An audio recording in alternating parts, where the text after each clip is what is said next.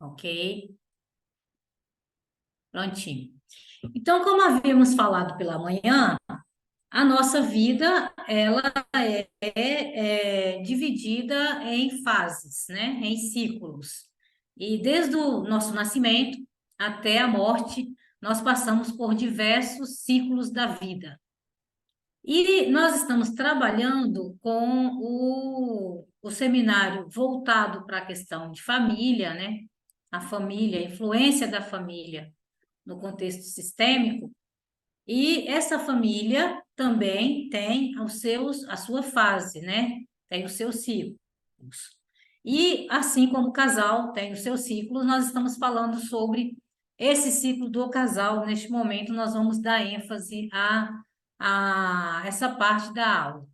Então, a família, ela apresenta um ciclo de vida de acordo com o momento que está vivendo. Também apresenta um ciclo próprio, né? Cujas fases, elas são relevantes e previsíveis. E isso é em ambos os ciclos que existe. Pontos críticos, né? Período de transição e crises, que induz a modificações na interação de seus membros, modificando essas necessidades para a manutenção de uma relação satisfatória, saudável, né? Assim como nós falamos. E aí, dentro desse ciclo do casamento, existe várias fases. Não vou abordar todas, porque devido ao nosso tempo, mas eu coloquei 5 fases pelas quais o casamento passa e esse processo de transição é o primeiro, tá ok? Então, a gente tem aqui a transição e a adaptação. Como eu havia citado antes, a gente vai dar mais ênfase agora nesse período da tarde. Então, esta fase compreende aproximadamente os 3 primeiros anos de casados. É uma etapa fundamental, né? Dada que nela se estabelecem os fundamentos ou bases da relação. É a interação do casal. Durante esse tempo, o casal se adapta a um novo sistema de vida. Por isso, o segredo do sucesso dessa fase são a comunicação e a negociação. Gente, olha só. O que a gente vê de maior dificuldade quando a gente trabalha com família, principalmente com casal, é essa questão da comunicação. Como é que se dá isso, né? Essa comunicação. A gente sabe que no casamento, no geral, na verdade, no geral, nós mulheres, a gente tem essa tendência de falar mais, de questionar mais, né? O homem, ele já é mais na dele, já fica mais centrado. A mulher é mil coisas, né? Então, a mulher, ela tem uma necessidade maior de comunicação, uma necessidade maior de dialogar. E nem sempre o homem ele está disposto a ouvir, tá? Então, nesse primeiro momento, nessa primeira fase de iniciação a dois, pode surgir algumas dificuldades nesse sentido, tá? Mas é uma fase que ah, ainda estão muito um para o outro, tá? Então, o marido está mais para a esposa está mais para o marido. Então, facilita mais essa negociação. Até porque, como dizia a minha mãe, tudo de novo é flor, né? Isso não quer dizer que o que foi plantado não possa florescer várias vezes, né? Então, toda estação tem o seu tempo próprio para o florescer, para o fruto, para a colheita, enfim. Então, o casamento é assim, passa por etapas, passa por fases. E essa fase de iniciação é a fase da negociação. Agora, nem sempre o que foi negociado, o que foi acordado nesse casal recém-casado vai permanecer até o fim. Porque o que eu coloquei para vocês mais cedo, nós passamos por um percurso, né? Vocês estão aqui estudando, vocês estão fazendo um curso. Mas para chegar lá na frente e ir para o mercado de trabalho como terapeutas, vocês precisam passar por um percurso. E o percurso é esse caminhar até chegar à conclusão, certo? E para isso precisa de motivação, precisa estar centrado no que quer, precisa focar, né, no que você quer. E a relação, tanto do sujeito com o outro, quanto do sujeito com o objeto, também é assim. Então, a gente precisa ter foco, a gente precisa ter determinação. E se falando de duas mentes totalmente diferentes, né? Seres diferentes, que é o que atrai no outro, é o diferente, então tem que conservar isso. Então, essa negociação, ela é fundamental nesse período de iniciação do casamento, tá? E cada casal vai ter lá os seus acordos, vai ter lá as suas alianças, é, vai ter a sua maneira própria de conduzir a própria vida, tá? Nós falamos mais cedo, acho que a Josiane falando a respeito da síndrome do Peter Pan. Então, aí neutralizando essas interferências para que esse casal eles consigam caminhar sozinhos, consigam caminhar sozinhos. Eu estou com uma paciente.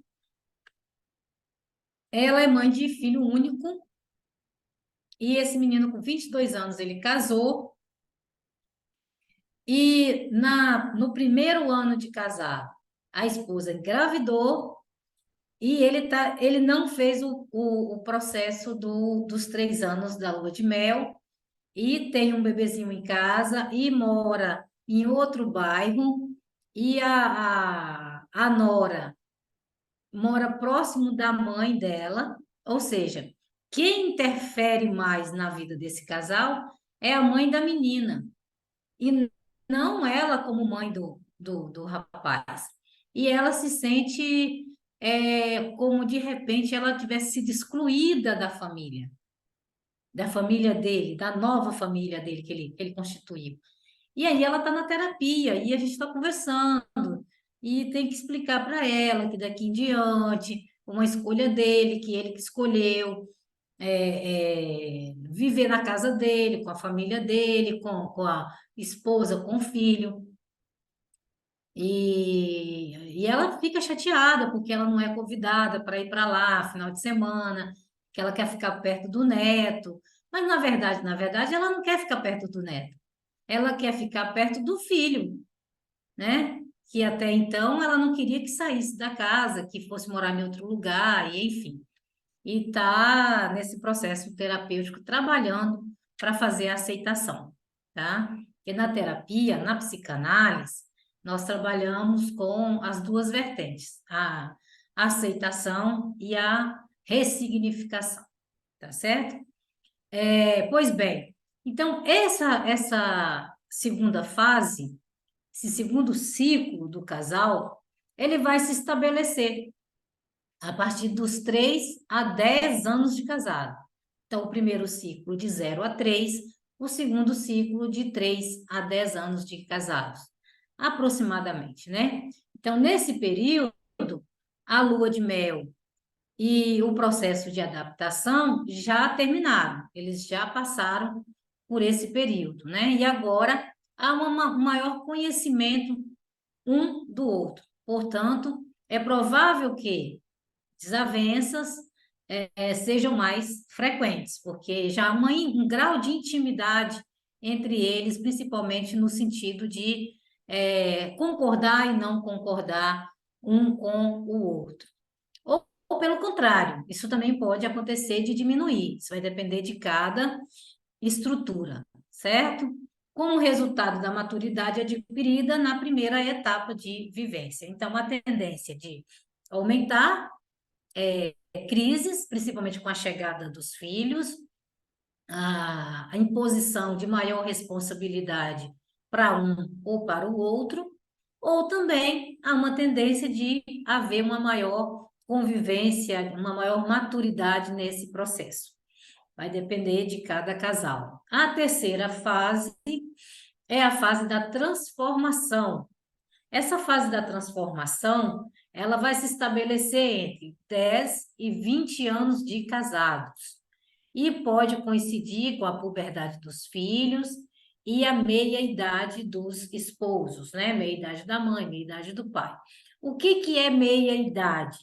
A gente vai falar aí que com 20 anos de casado, provavelmente esse casal, eles devem estar numa faixa etária entre 45 anos, 50 anos. Se a gente colocar uma margem aí que eles casaram com 20, 25 anos. Então, eles vão estar entre 45 anos a 50 anos.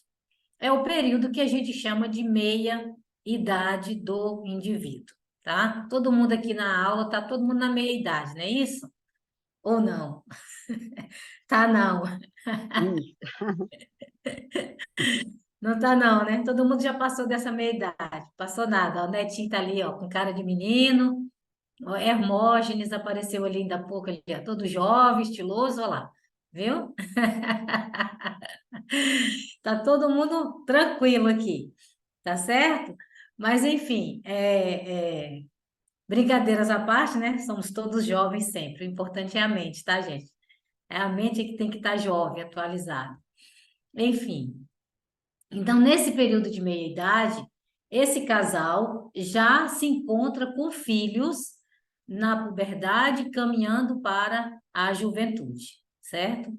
Então, esta última marca um período de reflexão e renovação, tá?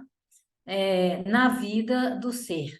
Por isso, é importante que o casal se encontre em um estado saudável e que individualmente se viva da melhor maneira possível. Assim, não se tornarão uma ameaça para a estabilidade matrimonial. Eu coloquei uma observação aí, né? Debaixo aqui da imagem dos pombinhos aqui, ó.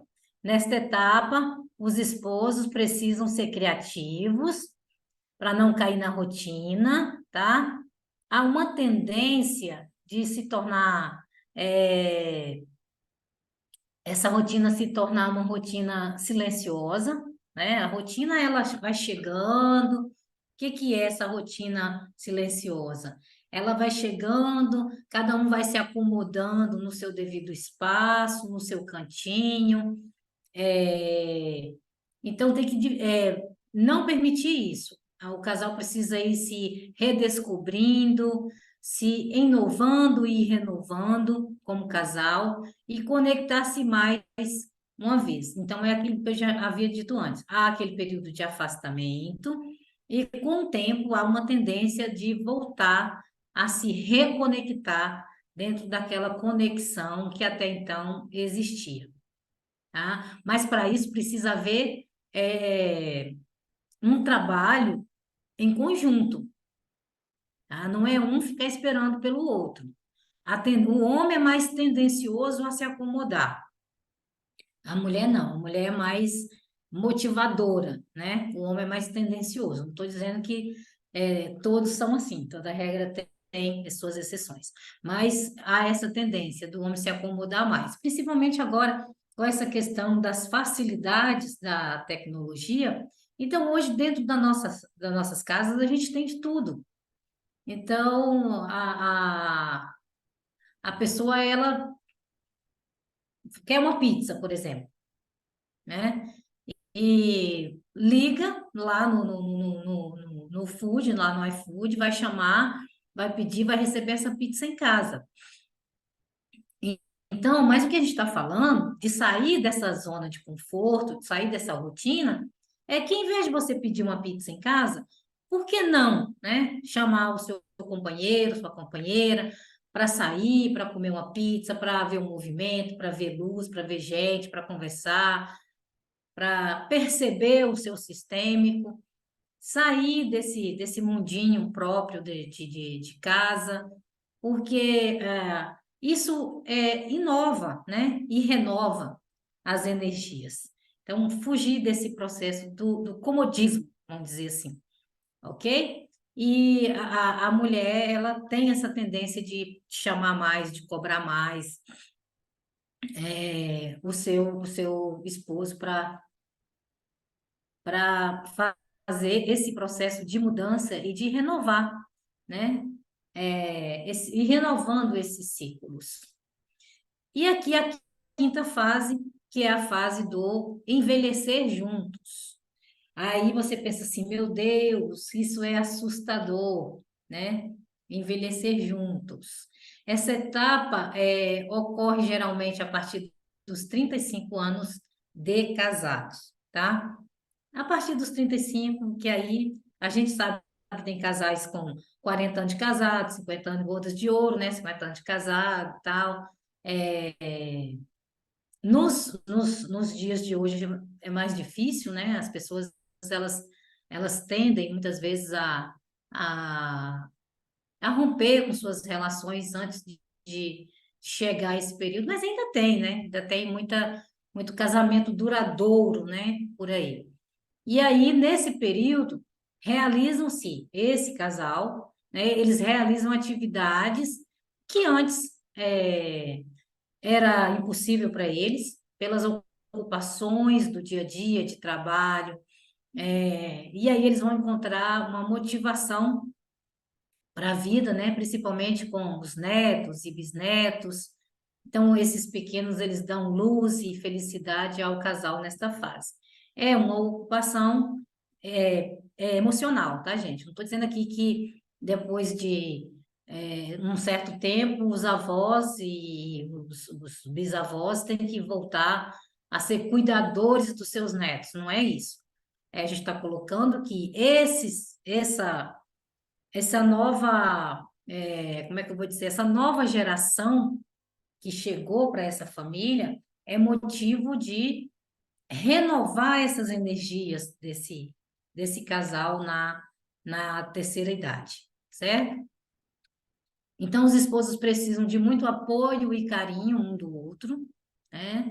Os conflitos dessa etapa já não são frequentes, eles já não têm mais motivos aparentes, vamos dizer assim, para entrar em discussões. A maioria dos casais, nesse período, eles já estão estabilizados em linhas de poder e intimidade, então não tem mais eu mando, ou a mulher submissa ao marido, aquela coisa toda no processo do início da relação. Então, nessa fase já há uma estabilidade entre eles, tá? Muito bem. Aqui eu coloquei uma imagem ilustrativa para a gente fechar esse ciclo. Eu gostaria que vocês observassem e fizessem a leitura da imagem e pode comentar se vocês quiserem. O que que vocês acham dessa imagem?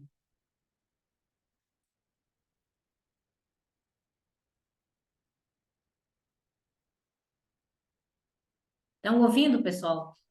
Parece que é uma despedida, De quê?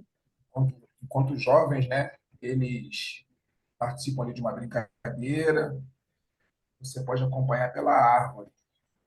Logo depois eles crescem, né, dão as mãos, depois se envolvem, se abraçam, se beijam, Então, e a árvore está é, ali, vai envelhecendo também. são as Sim, fases, Depois né, da parece vida. também que eles vão envelhecendo. Aí na penúltima imagem parece que só tem um, né? Um já se foi, a árvore está bem velhinha. É, E na última, os dois se foram e a árvore continuaria como se fossem as fases mesmo da vida. eu acho também que é perfeito, né? São as fases da vida, Muito do boa início essa imagem. até o fim, né? Do início ao fim mesmo. Muito legal. isso. E aqui representa, lembra de manhã, pela manhã eu falei com vocês que inicialmente a família se estabelece com os relacionamentos, não é isso? com outras pessoas ou coisas. Então, aqui, ó, a criança, né, se relacionando, a primeira fase, e aí a gente vai, segunda fase, terceira fase, né, namoro, casado, já na fase do só, né, a família já se afastou. Muito bem colocado. E aqui é isso mesmo, aqui é a imagem que representa a partida, né, a ruptura de um dos cônjuges e o outro está ali até que também há essa partida do outro, né? É aquela velha historinha do que até a morte nos separe, não é isso? E o que vocês podem perceber também, até já com um olhar clínico, analítico, é que assim como a árvore simboliza a família, né? Você percebe que a tendência da árvore também, a imagem da árvore vai mudando? Exato, ela se inclina também, né?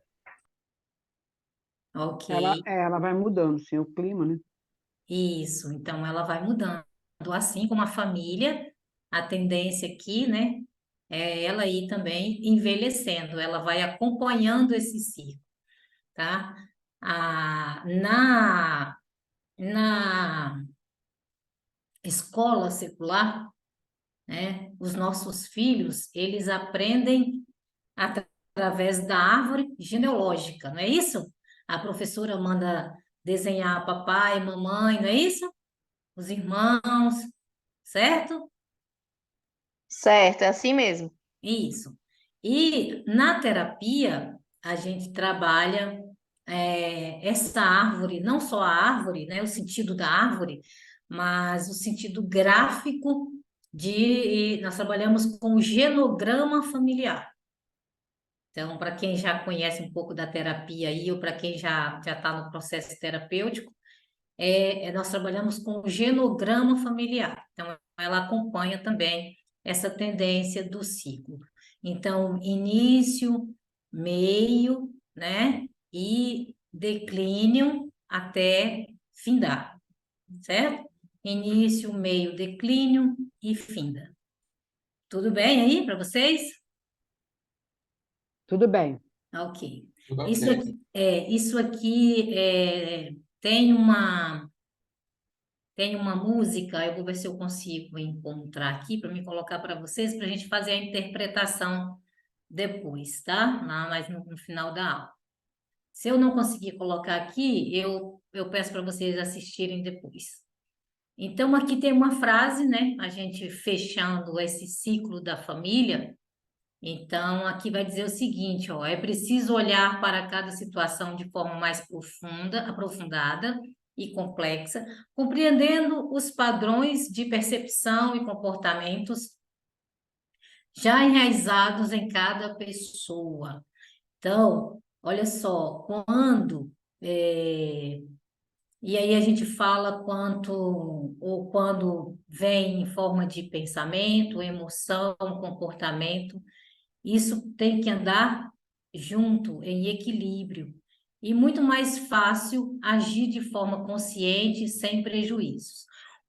Fechando a ideia do ciclo de casal, o que acontece muito, né? Inclusive, voltando em cima da fala da Josiane, é que cada um carrega a sua bagagem. Cada um carrega a sua bagagem. Aí você pensa assim, eu vou me envolver com a pessoa, essa pessoa, ela não vem vazia, né? Ela vai trazer junto com ela o seu baú.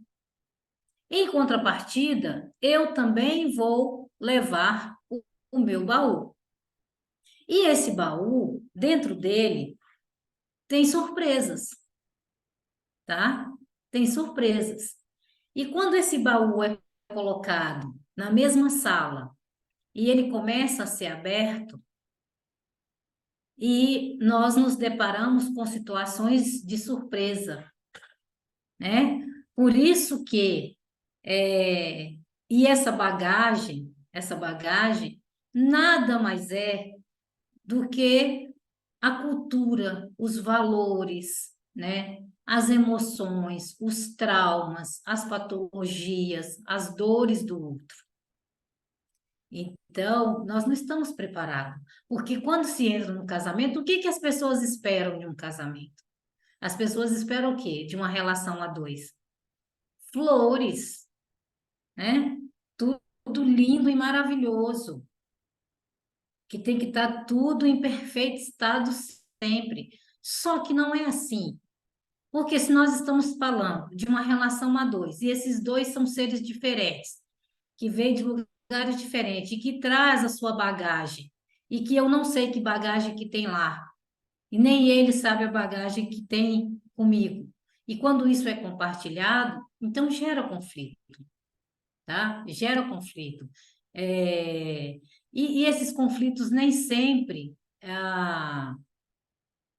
é fácil de lidar. Nem sempre é fácil de lidar, tá? A Adilene está colocando aqui na mensagem, né?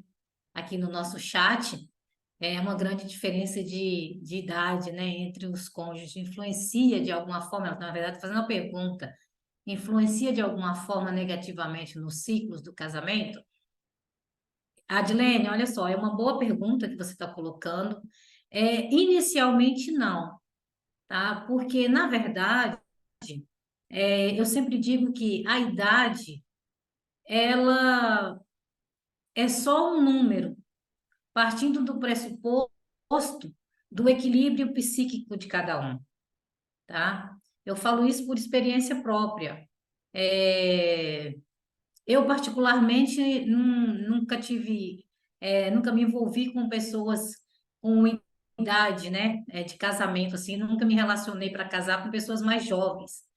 E nem por isso eu tive dificuldades, mas isso depende de cada pessoa. O que a pessoa tem que estar preparada é que um ciclo, né, de faixa etária muito mais elevado do homem para a mulher ou da mulher para o homem, é que eles precisam trabalhar nesse sentido e saber projetar bem o envelhecer, tá? Se a gente está falando de envelhecer juntos e a gente está falando de uma faixa etária diferente, é claro, é óbvio que um vai chegar mais à frente do que o outro. E isso é natural. Agora, o que a pessoa precisa saber é como lidar, né, com esse envelhecer do outro. Ter cuidado para não cair em situações viciosas, não se tornar, devido à idade, não permitir que o marido vire filho ou vire pai, né? Porque há essa tendência, tá? Há essa tendência. Então, as mulheres têm essa tendência de muitas vezes querer tratar o esposo como se o esposo fosse filho, ou como se o esposo fosse pai delas. Até numa transferência inconsciente isso pode acontecer. Mas isso não é bom, tá? E vice-versa. Ok? Muito bem. Então vamos lá. E, e aí a gente fala dessa Ô, terapia. Vânia, Oi. e você estava falando aí da bagagem, né? Que Hum, quando a gente casa, a gente vai com a nossa bagagem, né? Por isso. isso a importância no namoro, a conversa, né? O diálogo.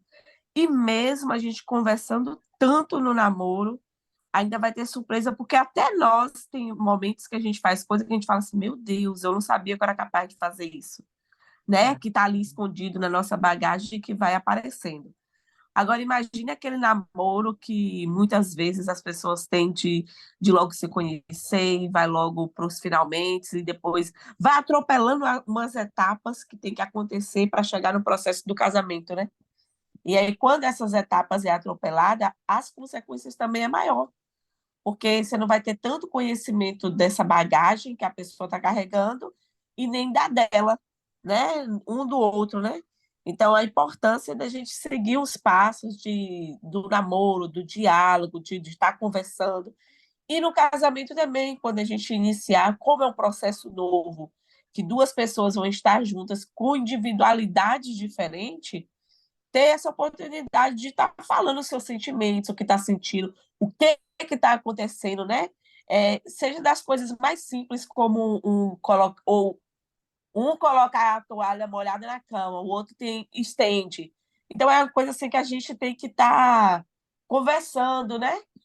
E não abrir mão desse diálogo desde o namoro para se conhecer e continuar também no casamento, para que a gente não perca, né, a essência do casamento, que os dois juntos, mesmo com bagagens tão diferentes, mas se houver amor, cumplicidade, diálogo, a tendência é dar certo, né? Sim, sim, Por mais que a gente seja diferente.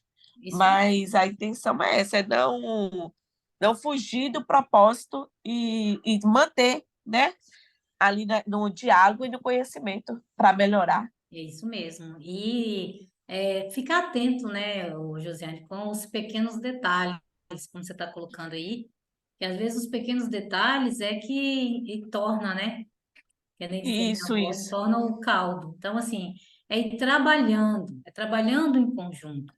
Porque o grande... Porque às vezes a gente acha assim, é pouquinha coisa, eu vou deixar, não vou falar agora não. Só que aí esse pouquinho caldo que você está falando aí, né, não vai resolvendo, chega uma hora que transborda, né? Exato, é isso aí. Porque nós, quando saímos da casa dos nossos pais para se unir ao outro numa relação, a gente vai cheio de vícios, né? Então, a gente carrega os nossos vícios. E esses vícios, muitas vezes, eles são alimentados pelos nossos pais, né? Isso, Tem indivíduo mais, como é que eu vou dizer assim, dramático do que a mãe, né? Então, a mãe, o filho faz, a mãe, ela quer, ela não pede para ele tirar a toalha, ela vai lá e tira, né? Então, são, aham, são vícios que são rótulos, né, que a gente vai levando. E aí, quando a gente entra numa outra relação, você não abre mão daquilo, você leva o vício com você, você leva, a dificuldade com você. E isso acaba dificultando, inclusive os nossos próprios filhos, né, que a gente precisa corrigir. Aí, quando o isso, filho chega no ciclo 3, né, que esses filhos chegam e eles já têm uma maturidade para entender e até para executar uma atividade doméstica, mesmo que uma atividade pequena, como no processo educacional e pedagógico, né, e faz parte, e é necessário isso, que essas crianças, nossos filhos recebam isso. Então você vai orientando, não, você vai recolher o brinquedo, você vai tirar o seu tênis, botar no lugar certo, você vai condicionando a criança. E tem muitas mães que é, não fazem isso.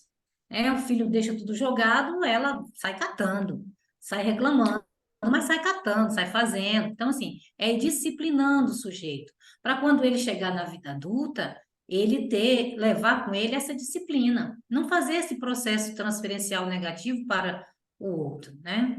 E é o que. Vânia, eu achei muito importante essa fala que você falou em relação às crianças. Eu tenho um filho de 10 anos, um menino, e tenho uma menina de 5. E, Uhum, assim, é interessante porque eu sempre fiz isso com eles. Quando eles deixam algo em algum lugar, uma bagunça, que foi eles que deixaram, eu não volto atrás tirando. Eu sempre falo, vai lá, hoje já o Gui tem 10 anos, eu já nem faço aquele processo de pegar de mão e tal. Não, já tenho maturidade para isso, porque eu já vim ensinando desde mais novo. Então eu só falo assim, vai lá no seu quarto e olha na sua cama se está tudo certo. Se uhum. aquilo ali é o que tem que estar em cima da sua cama. Aí ele já vai lá e vê se tiver uma roupa, se tiver alguma coisa, já vai tirando. E isso em todo o âmbito da casa. Eu não vou Sim, atrás fazendo, mesmo com a menina, que fez 5 anos agora, eu não faço. Ela pode fazer, não tem doença, não tem nada, ela consegue andar, consegue fazer outras coisas, por que não ajudar nas coisas da casa, né? Então eu exato. sempre falo assim, a gente está criando os nossos filhos, não é para a gente, é para o mundo. Então, seja para um casamento, seja para no futuro morar fora, para fazer uma faculdade, seja para o que for, a gente está criando ele para o mundo, para o trabalho, para uma instituição. Então, a gente que tem que ensinar, né? E tentar Exatamente. ensinar da maneira correta. não Correto. fazer por eles. Exatamente. Eles só vão aprender, são capazes, se eles começarem a fazer. E se responsabilizar pelo que eles estão fazendo. Exatamente. E cuidado, né? Porque nós pais, nós somos tendenciosos, às vezes a gente quer usar de autoritarismo. Então, cuidado com o autoritarismo, se usa de autoridade, né? Na hierarquia Isso, familiar, você se usa a sua autoridade. Então, isso, sempre na escala da vertente, né? De cima para baixo, usando a autoridade.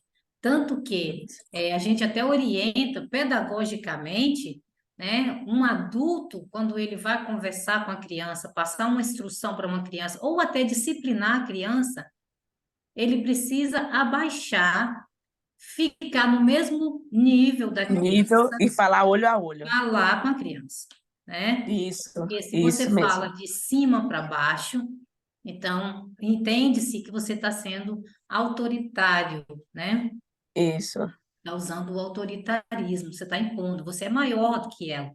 Então ela vai entender como um meio de amedrontar, né? De isso. Eu sempre assustar. tento me ajoelhar e encostar perto deles e falar olho a olho, no Isso. mesmo nível, né? Isso, é isso aí. Então você tem que sempre. Isso é natural, né? Isso É, aí a gente faz. Mas a gente sabe que nem todos os pais agem assim, né? Não agem assim, agem com muitas vezes até com uma grosseria, com agressividade, com imposições, o que não é educativo, o que não é pedagógico, na verdade, né? Muito pelo contrário, isso, é traumático. verdade. Nós pais somos os primeiros causadores dos traumas dos nossos filhos. E se a gente pode amenizar esses traumas, né? Por que não assim o fazer, né? Trabalhar a partir do momento que a criança já entende uma linguagem da família, então é ir trabalhando com ela dentro dessa linguagem que ela entende. Muito bem, Josiane, muito bem colocado. Obrigada pela contribuição. Obrigada, Vânia. E aqui a gente vai falar a respeito da terapia sexual, né? A terapia sexual para o casal, eu não sou sexóloga, trabalho e oriento dentro da base de aprendizado do que eu aprendi na sistêmica, assim também como na psicanálise e cursos à parte de aperfeiçoamento que a gente faz, mas na terapia sexual, o que que é essa terapia, né? Então, a terapia sexual é um processo, e esse processo, ele é conduzido por profissional de psicologia, terapeutas com especialização em sexologia, ou o próprio sexólogo, tá? Isso não quer dizer que nós não podemos fazer, até porque vai do conhecimento, como eu estou dizendo, tá? Então, a gente vai conhecer, a gente vai se especializar. Então, como terapeuta de família, eu fiz cursos de especialização e aperfeiçoamento na área, inclusive dentro da área de terapia de casal também. Enfim, esses profissionais, né, irão realizar um trabalho em conjunto com seus clientes pacientes, para aumentar a qualidade de vida sexual individual desse casal. Estima-se que mais de 50% da população brasileira apresente alguma dificuldade sexual ou algum problema relacionado ao sexo. Pois bem, então, quando a gente está falando de casal, né, de casamento, de uma vivência a dois, o sexo ele faz parte, né? Ele não é a principal, né? A gente vai ver que ele faz parte, mas ele não é a principal. Então, ó, que segundo a Organização Mundial de Saúde, estabelece sexualidade como um dos 4 pilares para avaliação de qualidade de vida saudável, tá? Sabe-se também que grande parte dos problemas sexuais tem causas psicológicas e emocionais. Então, é o que a OMS diz e é o que a gente vive na prática como terapeuta, com os nossos clientes pacientes. Um processo psicoterapêutico focado em questões de sexualidade humana é capaz de ajudar pessoas e deixarem medos e anseios de lado. Através da terapia sexual, é possível ser mais feliz, livrando-se do incômodo e a insatisfação. É possível experimentar o sexo como uma atividade íntima, prazerosa e saudável. Lembrando que a sexualidade é a energia motivadora para a vida, inclusive a energia motivadora para a vida que foi instituída por Deus para dar o quê? Seguimento à criação, certo? Através da reprodução humana. E essa compreensão, ela é muito importante, né? A gente vê a importância desse processo da terapia sexual em uma especialidade que consiste em um método breve, né? Objetivo e focal, né? A gente coloca cura entre aspas, tá, gente? Lembrando que aqui nessa questão a gente coloca melhoras. Os distúrbios da sexualidade, esses distúrbios podem acontecer em qualquer idade e época de vida de todos nós. Não tem um que é A ou B, ou classe A ou B ou C, é ser humano. Então, isso independe, qualquer pessoa pode sofrer de um distúrbio e ter um comprometimento da sua vida sexual. E esses distúrbios, eles sempre vão chegar. O que mais afeta a nossa vida sexual, né? Então, ansiedade é a principal nos dias de hoje, é a tal da ansiedade, né? Então, ansiedade, tensões, atrito entre casais, distúrbios orgânicos, educação castrativa, traumas sexuais, habituação sexual ou medos, tabus, tudo isso contribui para o aparecimento de inúmeros problemas sexuais, tais como falta de desejo, anorgasmia, virginismo, disfunção erétil, ejaculação rápida, que a gente chama de precoce. Então, tudo isso causa, né, a ansiedade. Iniciação sexual muito cedo, a intensificação, né, no período da adolescência, quando esse adolescente ele não é bem orientado dentro do seu processo de sexualidade, há uma tendência dos excessos, né, dos vícios, então, principalmente o vício em masturbação, isso num período muito cedo e muito prolongado, ele chega numa vida adulta, ele já está com dificuldade, tá? Então, ele já tem essa dificuldade de ter uma vida sexual saudável. Vamos lá. Qualquer pergunta, tá, gente? Vocês podem interromper aí. A terapia sexual difere das outras formas de tratamento das disfunções sexuais pela objetividade da cura do sintoma sexual, empregando-se técnicas médicas, psicológicas, comitantemente, de um modo focal e breve. Não se estende uma terapia, a não ser que ela precise de intervenção cirúrgica, uma série de coisas.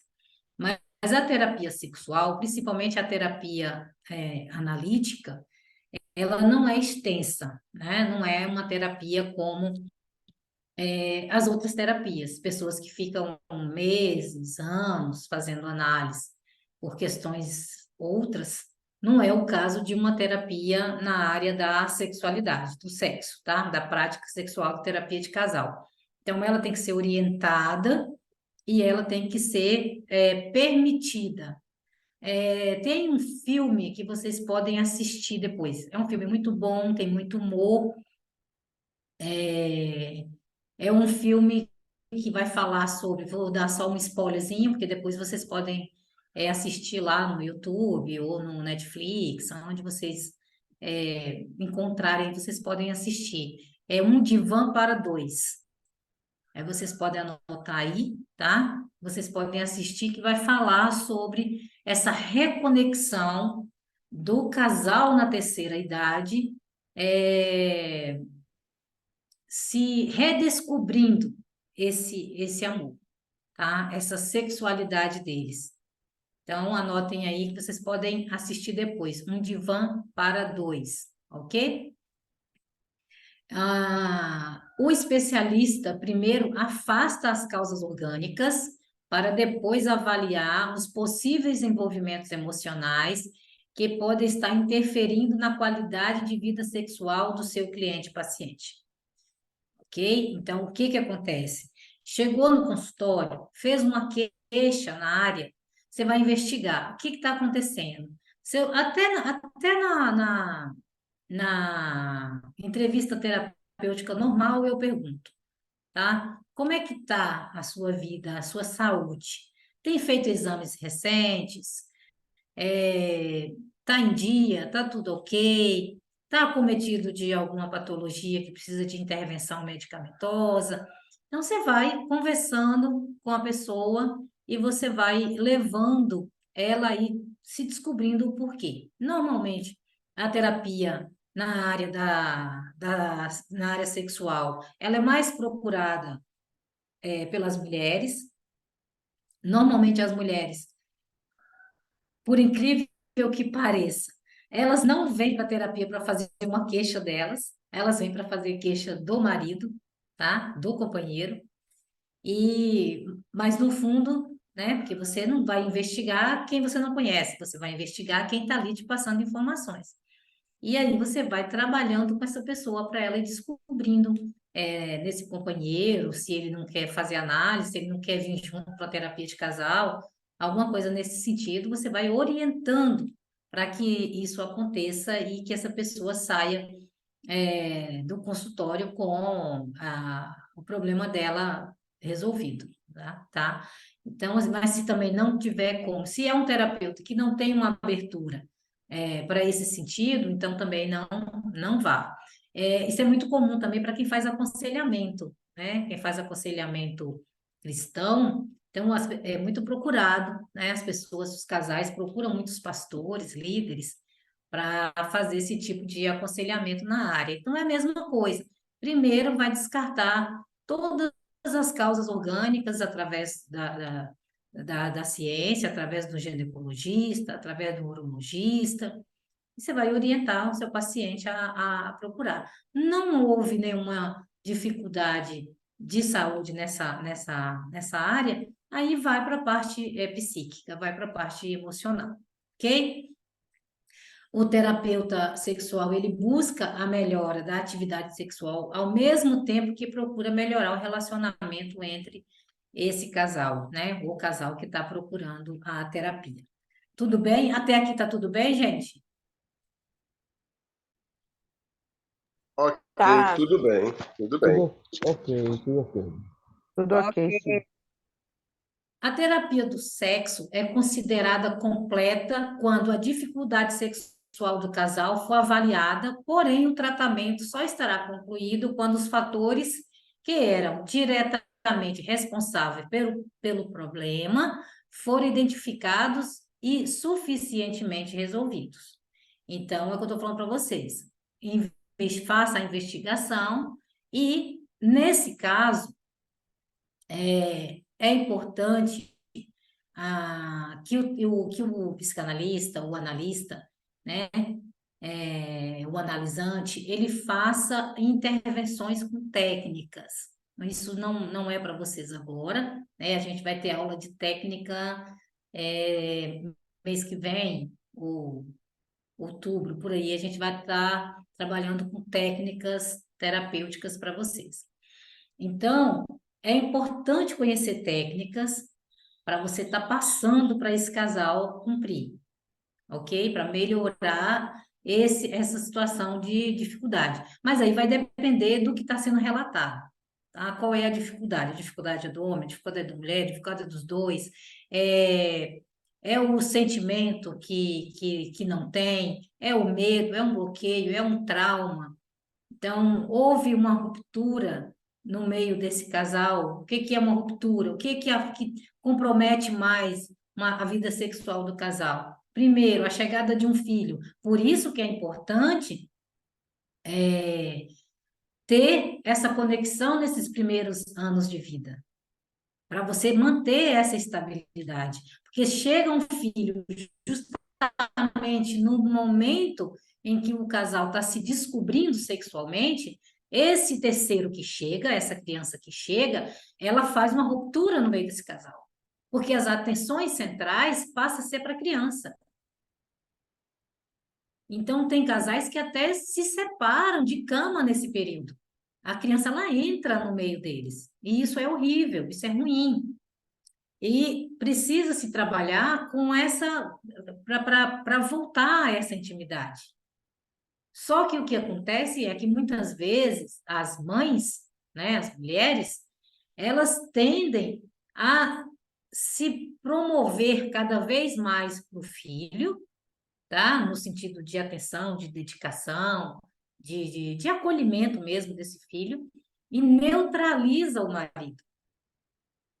Quando ela neutraliza esse marido, ele se afasta, mas ele sente falta. E aí entra cobranças, tá?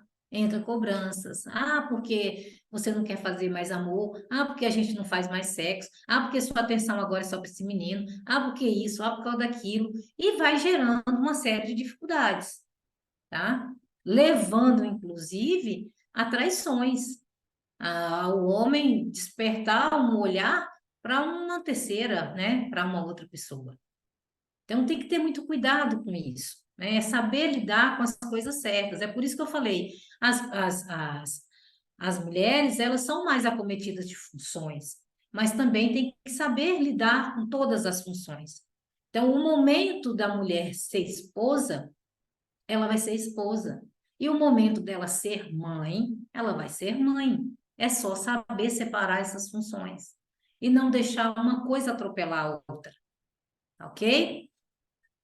E nesse processo, né, da terapia do sexo, tem por objetivo identificar e resolver as causas transacionais do problema, modificar essas causas, então você vai lá, identifica, modifica essas causas, busca saber de imediato o que está acontecendo, qual é a patologia relatada pelo cliente-paciente, os conflitos, as abordagens de forma a possibilitar uma melhor qualidade de interação no casal, tá? No cônjuge aqui, para que a sexualidade possa fluir mais livremente.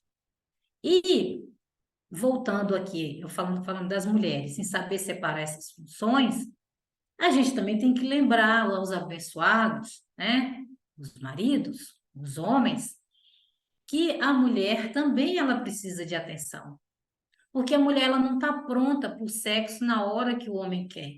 Ela vai estar pronta para o sexo na hora que ela estiver pronta, na hora que ela estiver disponível, na hora que ela estiver com a mente, né, vazia das coisas do dia a dia. E por isso o homem precisa colaborar com a mulher. Ele precisa se colocar à disposição dela. Ah, mas ele trabalha fora. Mas nós estamos falando de nos dias de hoje, né? 2023, onde todo mundo está conectado, né, gente?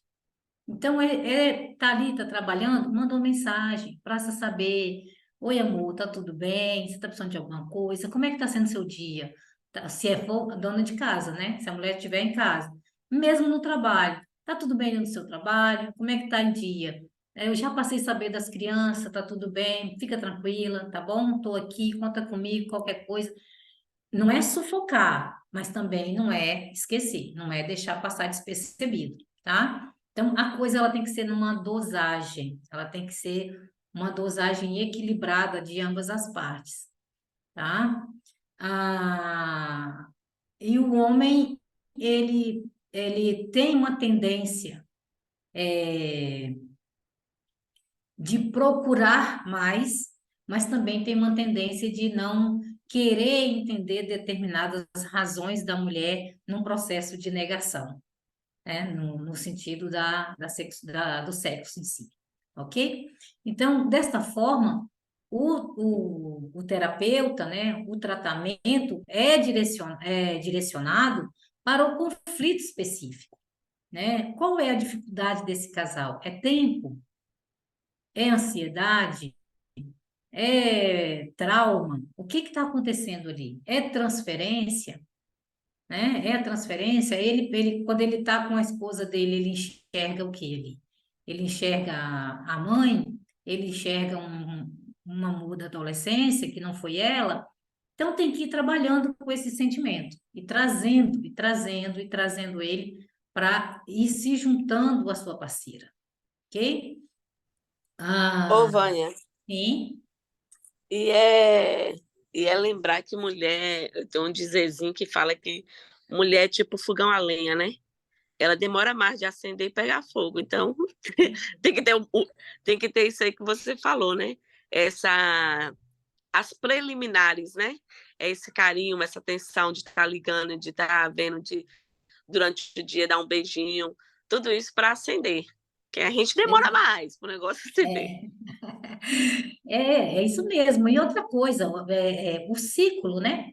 Quando a gente vai trabalhar com os ciclos da sexualidade, a gente vai ver o quê? O ciclo masculino, ele é 365 dias por ano, 30 dias por mês, 24 horas por dia. A mulher não, porque o homem ele está no ciclo contínuo. Ele sente desejo, vontade de transar de manhã, de tarde, de noite, na hora do almoço, qualquer horário, tá? Isso é natural do homem, é a energia sexual dele, a não ser que seja, né, que ele esteja comprometido com alguma disfunção das quais já falamos. Mas fora isso, se ele tem uma vida saudável, ele vai ter um pico de necessidade sexual o tempo todo. A mulher não. A mulher, ela é diferente. Ela tem o seu gráfico, né? Então, como você está colocando, tem que ir aquecendo. Então, a mulher, ela tem isso. Então, ela tem que ir o quê? Ela não tem os 30 dias por mês, ela não tem os 365 dias por ano, ela não tem as 24 horas de desejo. Então, ela tem o tempo dela. Eu falo que, eu sempre brinco, que a mulher, ela tem uma comparação que é meio estranho, mas faz sentido. Vocês já viram propaganda de sabão em pó? A propaganda de sabão em pó é o mesmo sabão em pó, né? Sabão Omo, é o mesmo Omo, olha, Omo, eu acho que tem muitos anos que o Omo está no mercado. E o que que acontece com a propaganda do sabão Omo? Tá sempre o quê? O sabão, eles dá o lançamento, né? Faz o lançamento, né? Essas empresas de marketing é terrível. Faz o lançamento. O que que acontece com o produto? O produto vai no pico, né? Vai no pico, vende, que é uma beleza. Depois há uma tendência de quê? De estagnar. E depois há uma tendência de declinar.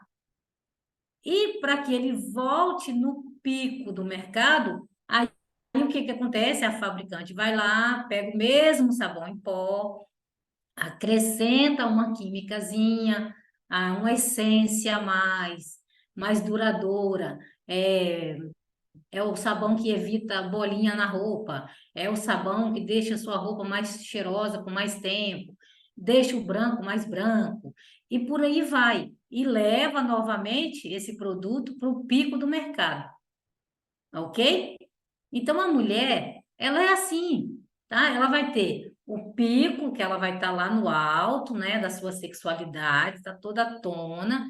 Vai ter dias que ela vai declinar, que ela já não vai estar tão disponível assim, e vai ter dia que ela vai estar zerada, tá? E depois o que que acontece? Ela volta a pegar o seu pico novamente e permanecer lá no seu desejo. E depois vai declinando, e assim sucessivamente. Só que o homem, ele não entende isso, né? A maioria, claro, não entende assim.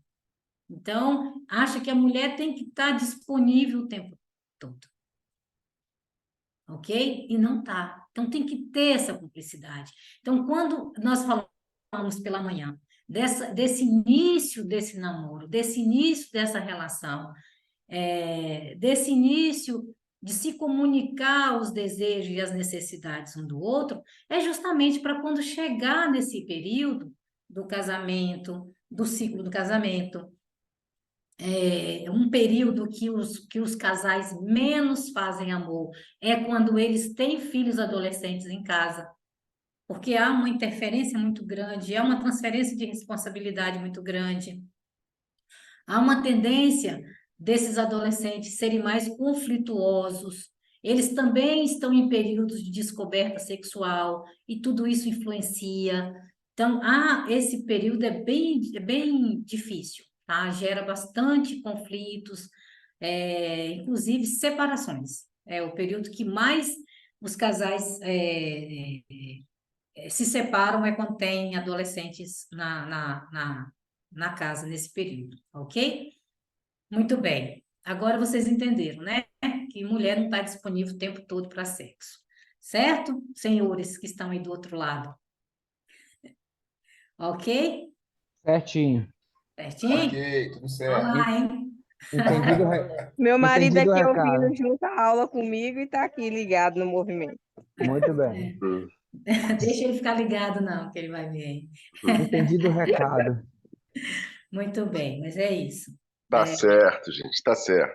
Mas é isso. Nós estamos falando de processo científico, né?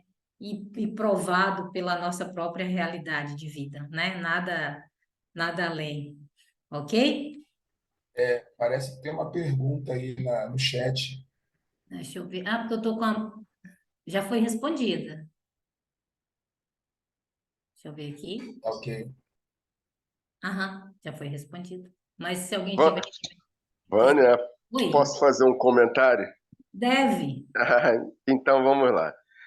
Diante do que estava sendo colocado, eu penso bastante. Deixa eu botar aqui. Eu penso bastante no seguinte, Hum, porque nessa questão aí de casal, tem uma questão muito importante. Compreender o outro, eu não sei se sempre vai gerar numa mudança de comportamento.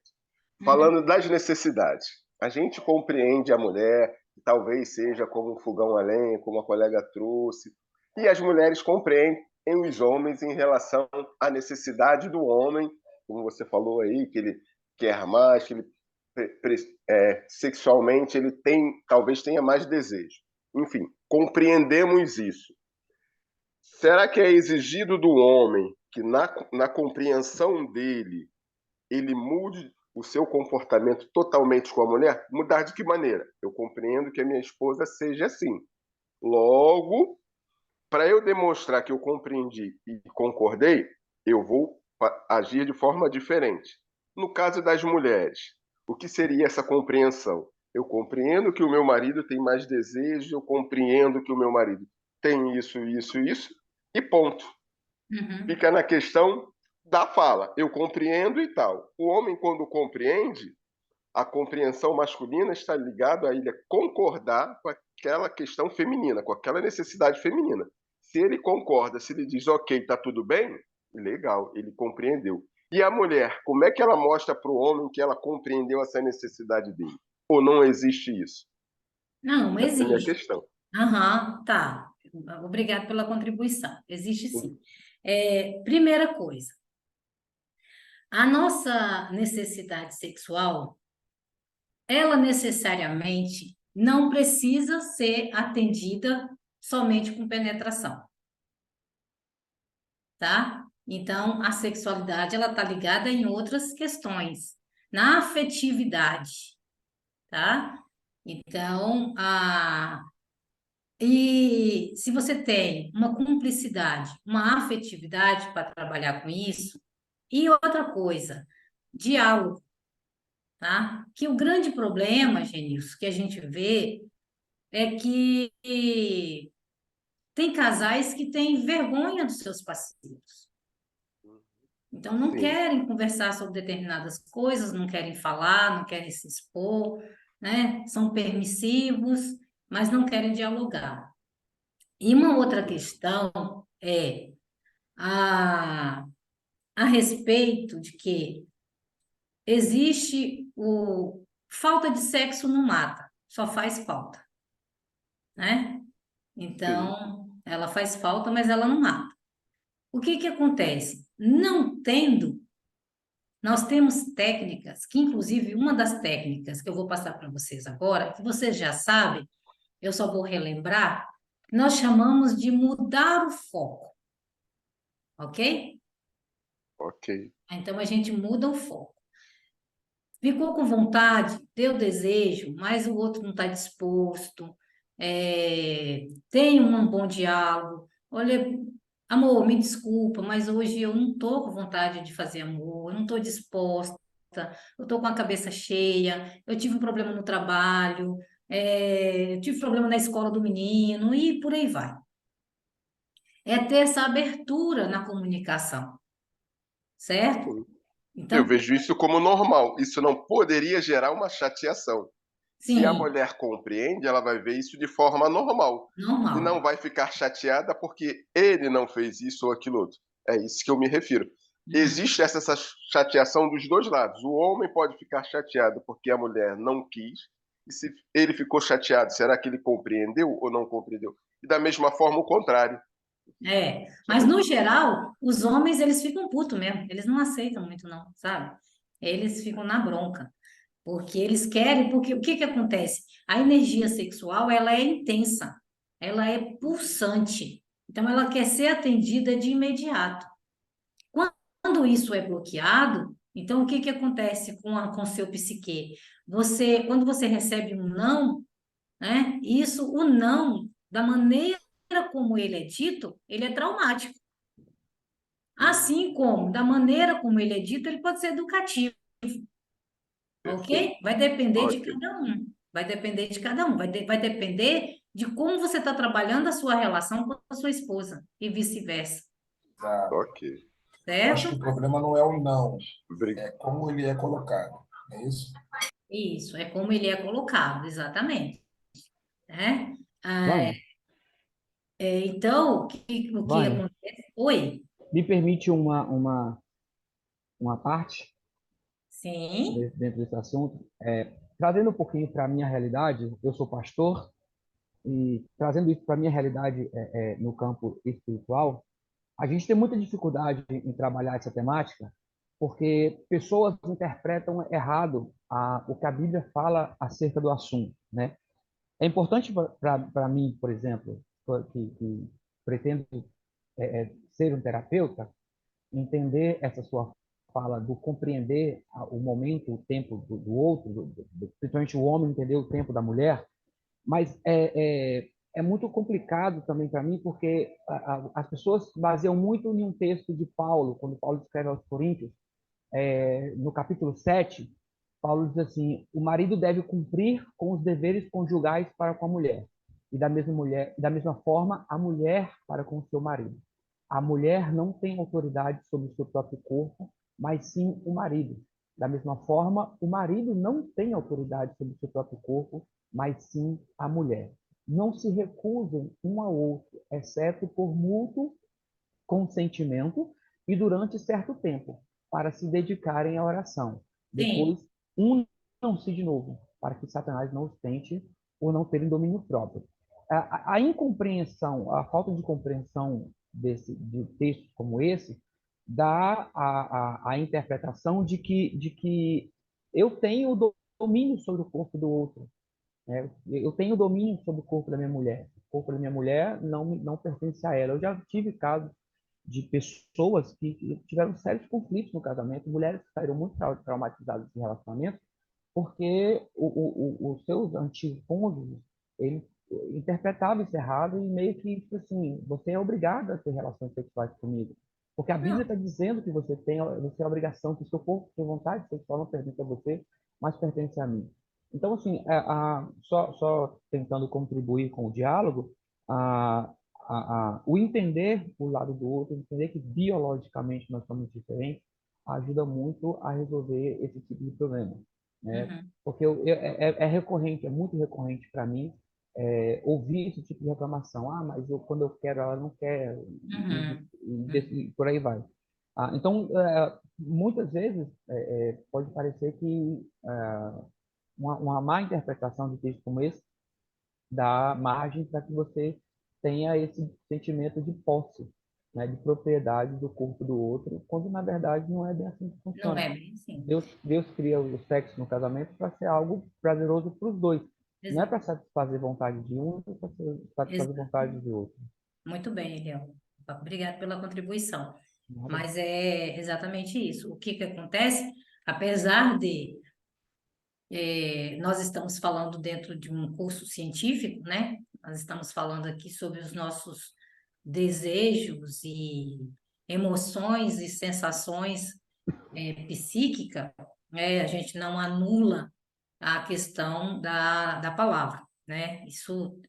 Ele se torna válido, mas se torna válido quando há um diálogo, quando há uma conversação, porque a partir do momento que a gente dá vazão só no lado, a gente se torna permissivo demais, e até no sentido de se permitir ser abusado. Porque uma mulher, quando ela faz sexo com um homem, mesmo sendo o marido dela, e ela não está disponível, né, emocionalmente para aquilo, ela se permite, mas ela se permite ser abusada, ser usada, na verdade. Ok? Então, vamos lá. E aí, esse desejo, ele precisa ser... nós estamos falando de seres diferentes. É por isso que tem que ter o diálogo. Eu estou fazendo análise com uma pessoa, e ela é orientadora também na área de teologia, e ela estava, assim, fazendo supervisão, na verdade, comigo, porque ela estava com um casal que esse casal estava tendo agenda, marcando na agenda, entendeu? Uma coisa assim, absurda, marcando na agenda o dia para fazer sexo, entendeu? Não, se foi ser quinta, chegou quinta, ó, o cara já vai lá, o marido já vai lá lembrar para a mulher, ó, hoje é quinta, tá? Não esquece não que você tem um compromisso comigo. Você tem que bater ponto. Então, assim, são coisas assim que fogem, né, do princípio, realmente uma realidade absurda, mas a gente pode dizer que não existe? Não, existe, tá lá. Agora, cada um dá uma dinâmica para a sua vida de forma que for melhor para cada um se encaixar lá e viver a sua maneira, tá? Quem sou eu ou qualquer outro para dizer não, mas a maneira deles fazerem está errada. Se para eles há uma concordância e eles estão sendo resolvidos com aquilo, sendo felizes com aquilo, né? Desculpe, mas eles que lutem lá com a agenda deles, com as datas, tá? Então, cada um é cada um, certo? Voltando aqui, a gente vai ver que, no princípio, qual era a finalidade, né, da sexualidade, do sexo em si, né? Porque sexualidade a gente sabe que é o todo, né? Qual era a finalidade? A finalidade era reproduzir, certo? Então, a mulher, ela casava, ia ter seus filhos, ia ser dona de casa e ser esposa. Essa é a finalidade. Através do amor, né, do sentimento. Então, e aí tinha um sentimento, esse sentimento unia esse casal, e eles iam basicamente para a suposta reprodução. Beleza. Até hoje também é assim, mas a gente tem um quê a mais. Porque o que que acontece aqui? Se o sexo ele tinha a finalidade única de reproduzir, o que que acontece com as pessoas quando elas param de reproduzir? Antigamente as pessoas tinham 15 filhos, 20 filhos, 18 filhos, 12 filhos e por aí vai. Hoje tem dois, três. A gente vê casais de 20 e poucos anos com dois, três filhos. E já não tem, já romperam com esse processo de reprodução. Eles vão parar de fazer sexo? Não, porque além da reprodução, existe o prazer. Tá? Então, o que motiva o indivíduo, o que motiva o sujeito na prática sexual é o prazer. E esse prazer, ele é uma pulsão forte, tá? Ele é muito forte. Então, ele precisa se satisfazer. A mulher, caso do Genilson, que fez o comentário, a mulher, ela tem uma tendência, tá? De mudar o foco desse prazer com mais rapidez do que o homem, ok? Porque como ela tem uma sobrecarga, né? Principalmente nos dias de hoje, a mulher tem uma sobrecarga de atividade, então esse desejo dela, ela consegue mudar o foco, ela consegue colocar essa energia sexual em outra coisa. O que é colocar essa energia sexual em outra coisa? Ela vai lá assistir televisão, ela vai ajudar o menino a fazer o dever da escola, ela vai no supermercado fazer compra, ela vai mexer com a roupa, arrumar um armário, fazer qualquer coisa que mude o foco desse desejo. Então, para a mulher é mais fácil, para o homem não. O homem, ele é intenso, então ele vai ficar, né, nessa intensidade de querer se satisfazer. E quando ele não se satisfaz, aqui causa uma irritação, tá? Então, aqui mexe com o humor do sujeito. Então, vai trazer uma insatisfação, uma reclusa, que vai mexer com a parte emotiva, tá? Dele. Então, aqui, ó. Aqui a gente tem as respostas do estímulo, tá? Então, a gente tem o desejo. O que é o desejo? Desejo é a vontade. Normalmente, esse desejo, essa vontade, ela vem, tá pulsante, né, em você, mas normalmente no seu ocular, né? Você olhou, você desejou, você viu. Depois do desejo, esse desejo ele é estimulado, né, na nossa mente. Ele vem para a excitação. A excitação ela já se dá através de toque, tá? De contato físico, e depois ela vai para o prazer. Ela vai para o orgasmo, tá bom? Então, primeiro é o estímulo, né? É o estímulo, o desejo, ele vem, esse desejo é estimulado, essa estimulação faz com que aconteça a excitação, e a excitação faz com que o sujeito chegue ao ápice, certo? Ok? Então, olha só. O desejo está mais no visual, né? Aí tem um homem bonito aqui. Esse desejo que é estimulado vai partir para o relacional, certo? E o relacional vai partir para o reprodutivo. Ah, mas a gente está falando de casal que não tem mais filho, que já interrompeu essa parte reprodutiva. Então, aqui, ela vai partir, ela vai ficar aqui, tá? Ela vai ficar aqui. Vou mostrar um outro gráfico que vai explicar melhor. Então, ela vai ficar aqui no relacional, né? Desejo estimulado, relacional. Vem para o reprodutivo. Não tem o reprodutivo, fica no relacional, certo?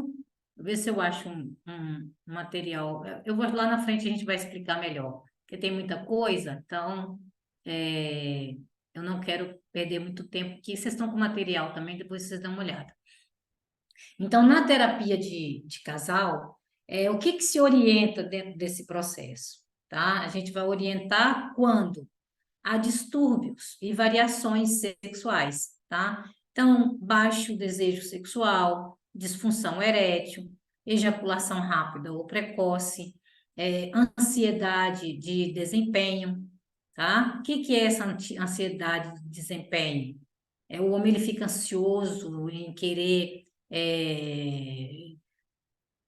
satisfazer sua parceira de imediata, terminou um ciclo do gozo, ele quer reiniciar e quer estimular. Então, isso aqui também é um processo, porque requer tempo, tá?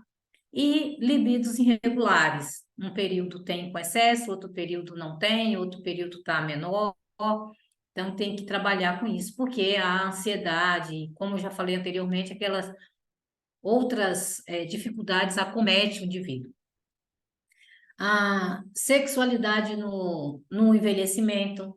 Então, assista o filme que vocês vão entender isso aqui melhor. É, sexualidade e doença. Então, normalmente, quando um parceiro fica doente, há uma tendência do outro rejeitar. Não sei se vocês já perceberam isso, mas há uma tendência de quem foi acometido pela patologia ser rejeitado sexualmente. Aqui envolve câncer, acidentes, né? Acidente, pessoa que sofre acidente, ou porventura teve um membro do seu corpo amputado. Então, normalmente tem mais dificuldade de ser aceito pelo parceiro. Tanto que até acontece muitas separações quando isso acontece com o casal. Casos de agressão sexual ou abuso, né? Então, se precisa procurar terapia para isso. Vício ou compulsão, isso aqui independe da idade, tá? Você pode atender um adolescente compulsivo sexualmente e pode atender também uma pessoa de meia idade ou até mesmo na terceira idade. Dificuldade no relacionamento, aí tem que investigar as causas porque dessa dificuldade no relacionamento. E aí o profissional terapêutico, ele precisa entrar com as intervenções e as técnicas, tá? Na clínica para fazer o preenchimento dessas lacunas da queixa relatada, ok? Vamos lá? E como funciona, né, a terapia de casal? Então, ela vai funcionar através de uma consulta, né, de terapia. A queixa principal, mas eu sou psicanalista, eu não sou sexólogo. Você não vai dispensar o seu cliente paciente por causa disso. Você vai analisar, em primeiro momento, qual a queixa principal dele. Analisando a queixa principal, se você não deu conta, se você não tem ferramentas para lidar com aquilo, se você não tem técnicas de abordagem no assunto, você vai fazer a dispensa de forma coerente, de forma serena, de forma ética, que é muito importante, né? A gente usar da ética profissional para fazer essas intervenções e fazer a dispensa do paciente ou o encaminhamento, tá? No caso, a gente nem faz a dispensa, a gente faz encaminhamento. Peça a ele, procura um outro profissional. Infelizmente, eu não trabalho nessa área. É, é, não é não é que eu não queira te ajudar, mas eu quero o seu melhor. E você vai trabalhar com o seu paciente e dispensar ele de forma satisfatória, ok? Mas se for um assunto que você dê conta, você vai trabalhar com ele, vai fazer as abordagens, vai fazer as interferências, vai saber suas razões e vai ficar com ele até que haja uma solução para o problema, sempre buscando ter feedback do cliente-paciente. Uma sessão de terapia sexual é normal, né, entre 50 minutos, né, no individual, 90 a 120 para o casal, é o que eu já faço, assim. Então, o terapeuta, ele vai discutir, falar e ouvir, né, o parceiro. Eu faço intercalado, tá? Eu faço uma sessão com o marido, uma sessão com a esposa e depois uma sessão com os dois. Eu nunca faço diretamente com os dois, tá? Porque aqui, quando você faz terapia de casal, há uma tendência de transferir o problema acentuado, tá? Então, há essa tendência. Normalmente, quando você faz intercalado, você vai ouvir ouvir o outro, necessidade de um, necessidade do outro, depois fazer a junção. O terapeuta sexual irá fornecer material de educação, informações, dicas, sugestões e algumas tarefas de trabalho em casa. É importante afirmar que, em uma sessão de terapia sexual, não há contato e não há atos sexuais realizados. Cuidado, futuramente, se alguém aí pretender trabalhar na área da terapia sexual, tem que ficar atento com essas coisas, tá? Principalmente nos dias de hoje, onde até uma fala se torna sério. Imagine um toque, ou uma intervenção não permitida por parte do cliente-paciente. Então, o terapeuta também tem que se precaver de tais situações que possa vir prejudicá-lo futuramente, ok? Então, cuidado com isso. Não se faz técnicas, você passa as orientações e eles vão fazer em casa. Resolução. Vânia, por favor, quanto ao tempo que está citado aí, de 50 minutos, de 90, esse tempo é cumprido à risca? Por exemplo, você pode ter um atendimento com menos de 50, com 45, ou talvez possa ter um acima de 50, com 1 hora? Como é que Pode, seria isso? Esse controle pode, de tempo? pode. Isso aí vai depender de cada terapeuta, entendeu? Ah, Em sim. média, ó, tá aqui, ó, em média, tá? Então, pode ser uma variável aqui para mais ou para menos. Ok. Obrigado. Que aí vai depender muito da abordagem que você vai estar fazendo.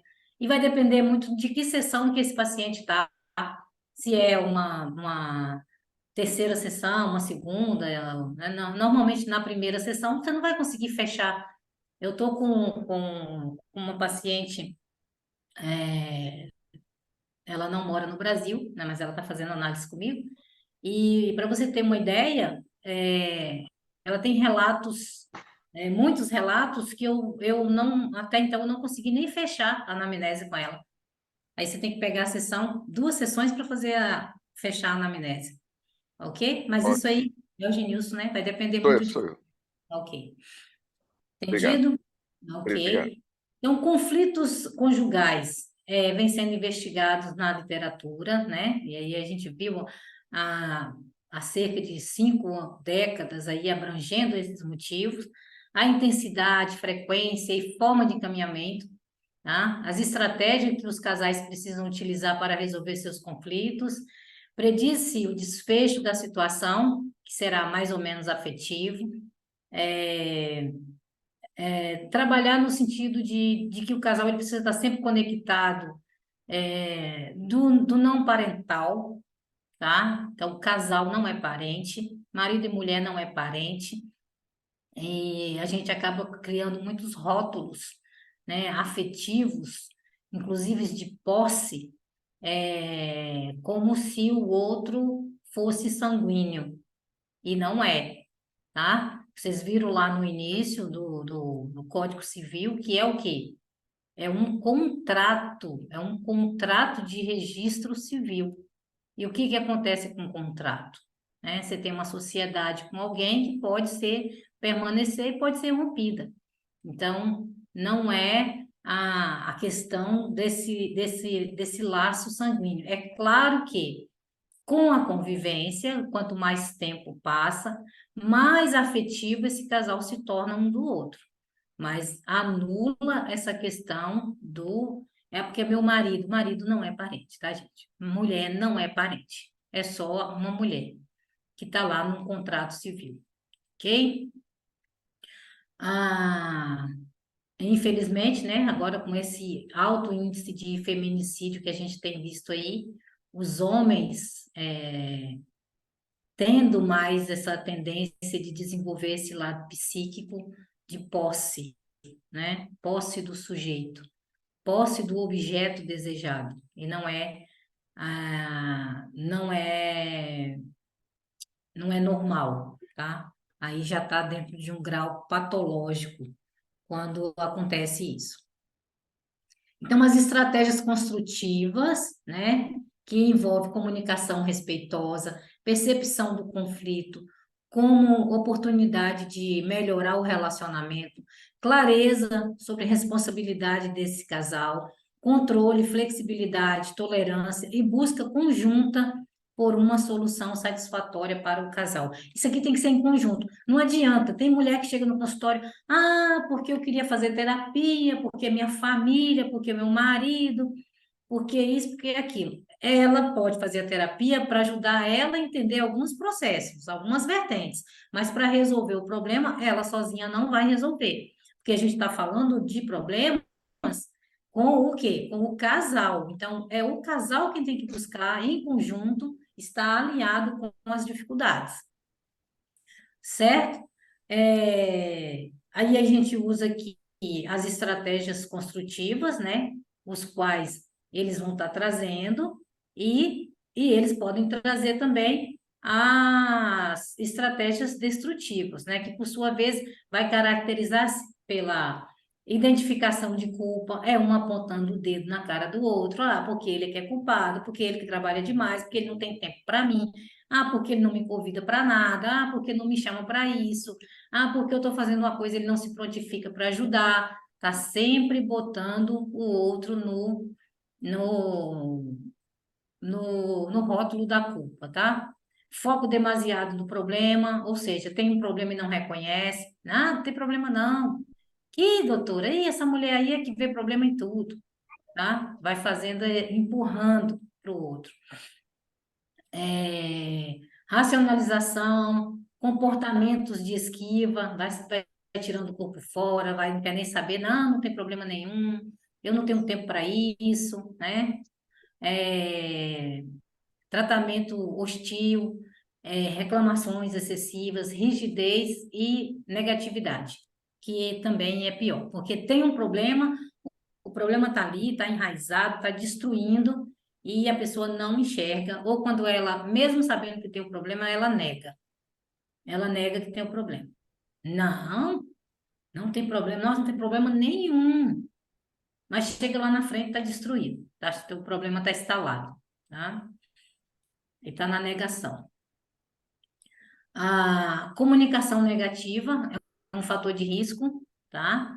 É mais forte nesse sentido, tanto para o conflito quanto para o divórcio, do que a comunicação positiva. Então, quando a gente coloca para o casal, faça um relato ou descreva o seu marido, né? Porque aí ele mete a caneta lá na folha de descrição de coisas negativas. Porque ele é assim, porque ele é assim, porque ele faz isso, porque ele não me ajuda, porque ele é imprestável, porque não toma conta dos meninos, porque não sei o quê, não tem responsabilidade financeira, não sei o quê, e gasta demais, e vai para a rua, e chega a tal hora, e fica fazendo um monte de coisa. Ok? Então, isso aqui é o quê? Relatos de uma comunicação negativa entre eles. Aí quando você pede, você como terapeuta, eu estou dando uma técnica aqui, tá? Aí você como terapeuta, aí você pega a fala da pessoa, tá? A comunicação negativa dela e transforma. Então, é mesmo? Esse homem é tudo isso? E a senhora está com ele por quê? Aí a pessoa vai parar para refletir. Bom, eu estou com ele por quê? É mesmo, eu estou com ele por quê? Então, se a senhora está com ele é porque ele tem alguma coisa boa, não tem? Então, pontua o que é bom. Aí você pontua o que é bom e começa a trabalhar com o seu cliente-paciente em cima do positivo. E a coisa muda. Porque até então, ela tem uma visão só para o que é negativo, ou vice-versa. Ele só tem uma visão porque é negativo. Então, uma queixa dos homens. A mulher fala demais, me sufoca, e tudo ela quer no tempo dela, e não sei o quê. Mas aí você fala, mas e aí, o senhor já fez? Ela fala demais, mas o senhor para escutar? Será que ela fala demais não é porque você não está escutando e ela quer chamar sua atenção para que você a escute um pouco? Será que não vale a pena você valorizar um pouco a fala da sua companheira? E você vai levando, transformando tudo aquilo, bagagem negativa que traz. Nós, como terapeutas, temos uma função, temos a obrigação de reverter isso. E de que forma? Né? Então, é levar o outro a enxergar que existe uma coisa boa no parceiro. Então, valoriza o que é bom e vai neutralizando as negativas, ok? Ok, aqui, capacidade de melhorar essa comunicação, né? Resolver os conflitos, reorganizar a relação, reconquistar esse equilíbrio que está sendo perdido, porque quando há conflito, o equilíbrio já não existe. Então, você vai trabalhar com técnicas para que eles possam reorganizar esse equilíbrio do casal, renovar essa harmonia, se envolver mais um com o outro, tá? Comparar o desconhecido com o conhecido. Então, quando se casa, você casa com desconhecido. Você passou 2, 3, 5, 10, 15, 20 anos de casado, 30 anos de casado, a pessoa, entre aspas, já é um conhecido, ok? O não familiar com familiar, usar as categorias de compreensão, de determinação, de um determinado domínio da experiência como um padrão, né? A partir do qual analisamos a experiência de outro domínio. Então, é você ir buscando, é você ir focando. Mas isso não se faz só, tá? Porque tem casais onde um parceiro é que trabalha, o outro fica só recebendo. É como um filhote de passarinho no ninho. Já perceberam o que que acontece com o filhote de passarinho no ninho? O que que acontece? A mãe faz o quê? Ou o pai, né? Que dependendo da espécie, é o pai que vai buscar a comida. Então, ele vai lá, busca a comida, traz e bota no biquinho do passarinho lá dentro do ninho. Tem casais que são assim. Fica lá no ninho, quietinho, prostrado, esperando o quê? Só receber, só receber. Ou seja, a pessoa está lá na zona de conforto dela e ela continua recebendo, ela vai querer sair de lá? Não, ela não vai querer. Ela vai querer ficar na zona de conforto porque é agradável para ela. Entenderam? Muito bem. Então, aqui, ó, essa comunicação entre parceiros, né? E aqui eu coloquei uma frase que, de acordo com a nossa tradição, uma palavra pode proteger ou destruir uma pessoa. O poder de uma palavra na boca é o mesmo de uma flecha no ar. Isso também é bíblico, tá? Então, cuidado com as palavras, cuidado com as acusações, cuidado com o que fala, tá? Cuidado até com as comparações, até com os elogios, tá? Tem que ter cuidado, porque nem sempre o outro vai entender de acordo com a maneira que você está falando. Tem pessoas que o homem dificilmente. Eu não estou detonando vocês, não, tá? Pelo amor de Deus, vocês não vão embora com raiva de mim, não, viu? Um pouquinho só. Não fica Não, com raiva hoje de mim, você está não. de marcação com a gente. É, não estou, não. Estou Acabou trabalhando. de limpar sua barra, Vânia. Mas a tendência é o homem, ele é tão é, desconectado, vamos dizer assim, né? Que ele não percebe pequenos detalhes. E às vezes um pequeno detalhe faz a diferença. Então ele não faz um elogio simples, sabe? E a mulher percebe isso. E uma volta e meia, uma data festiva, dia do aniversário de casamento, dia do aniversário dela, dia das mães, alguma coisa. Aí a pessoa vai lá e faz um elogio. Aí o outro vai dizer o quê? O que esse homem está aprontando porque está me elogiando desse jeito, né? A gente já vai o quê? Já não recebe o elogio, né, como um elogio verdadeiro, mas sim como um elogio intencional. O que está acontecendo? O que ele quer? Por que ele está me elogiando? Nunca fez isso? Né? Quando não disser que é deboche. Tá debochando? Exatamente, exatamente. Mas isso vai depender muito da conexão, tá, gente? Quando eu estou falando aqui, eu não estou falando num contexto generalizado. Estou falando que existe é, é, pessoas que podem pensar assim, não, entendeu? Um elogio sempre é bem-vindo. Quem é que não gosta de receber o elogio, né? Que demore um ano, dois. O importante é ele chegar. Isso que importa. É isso? Muito bem. Então, ó, nenhum casal inicia uma relação a partir do zero, tá? Lembra do baú que eu falei para vocês? Então, esse baú tá aqui, ó. A gente não começa do zero. Você começa do zero casando, mas a bagagem que você leva, então, você não começa do zero. Você já começa levando um peso, já começa levando uma responsabilidade. E essa bagagem, esse baú, né? Cada indivíduo tem um sistema de crenças e expectativas, tá? Na relação, no casamento. Então, essa estrutura que ele busca, que ele quer construir, né? Com a sua parceira ou com o seu parceiro, é o que vai trazer a partir da experiência da família de origem dele, da onde ele saiu. O que que ele recebeu lá dos seus pais? O que que ele está trazendo de valores? Quando eu falo valores, não estou falando de bens materiais, mas eu estou falando de valores sentimentais, de valores psíquicos, de estrutura bem organizada, ok? E essas experiências matrimoniais de casal, além de estar imerso na cultura de uma comunidade, né, como sociedade, essa sociedade específica que é a sociedade familiar, esses valores permeiam e condicionam os nossos modos de conhecer, de conceber o casamento, e de ser marido e mulher, e de ser pai e mãe, tá ok? Então, são esses valores que vão permear a nossa estrutura. Assim, as comunicações constituem uma relação dependendo de trocas. É por isso que eu estou falando para vocês, não adianta só a mulher falar. A mulher vai falar mesmo. Ela vai chegar e vai falar, ela vai falar de mil coisas, tá? Ela vai falar de mil coisas ao mesmo tempo. Agora, compete o homem filtrar isso e dar uma atenção. Filtrar, né? O homem vai escutar, mas dá atenção para ela, né? Dá atenção para ela. Então, é o que ela precisa. É que ela fala, fala, fala. A mulher fala muito, não tem como negar. A gente,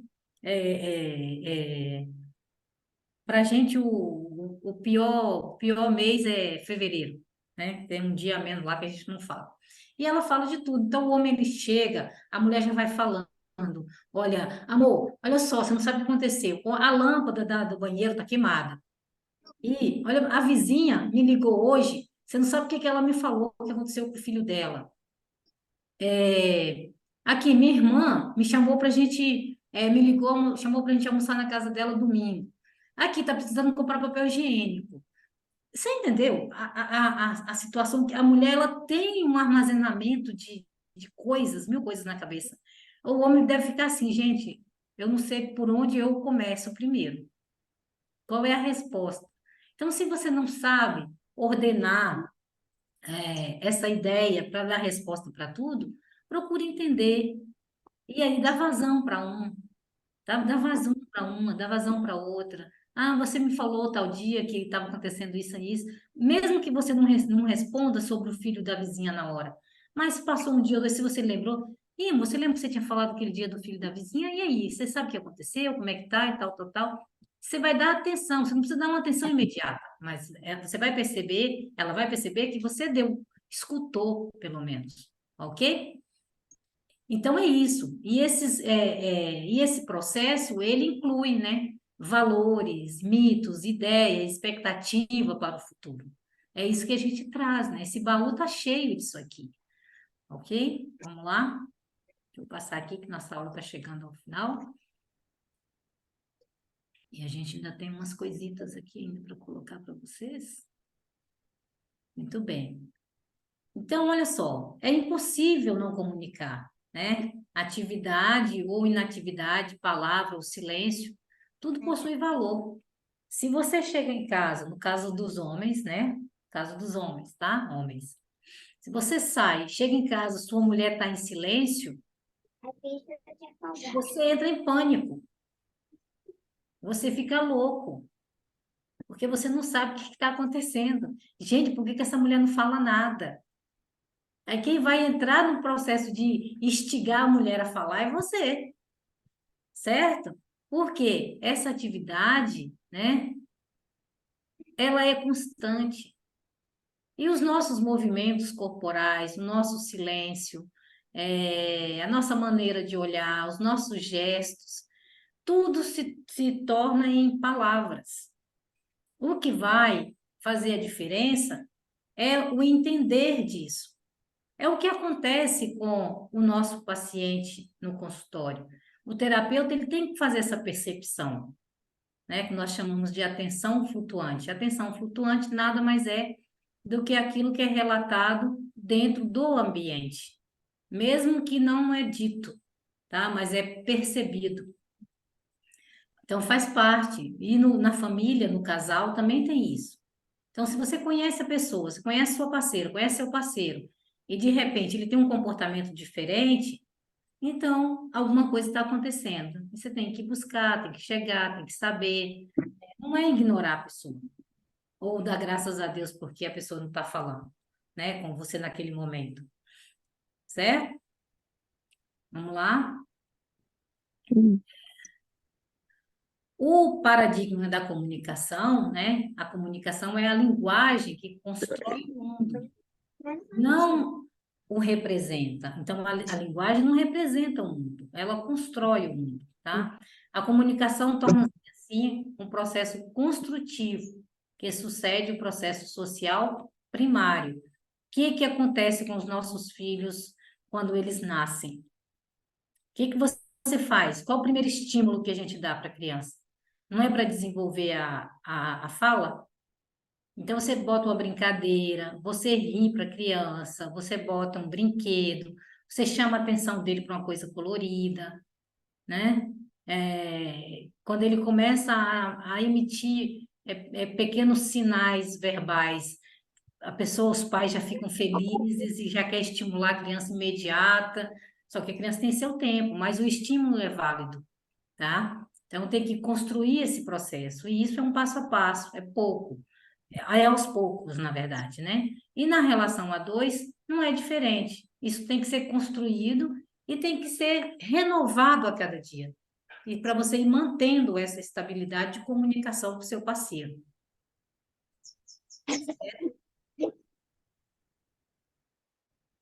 Então, a expressão das emoções é um aspecto central da comunicação do casal.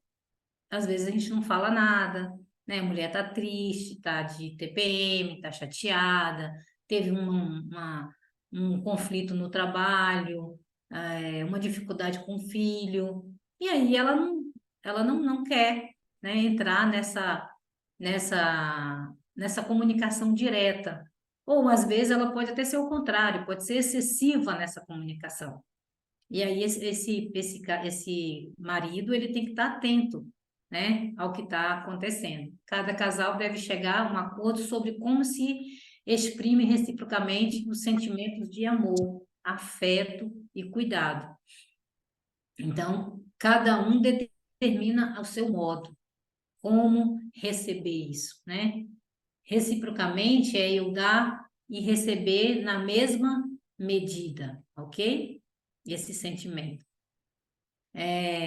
O contrato secreto nas relações amorosas, né? Tá aqui.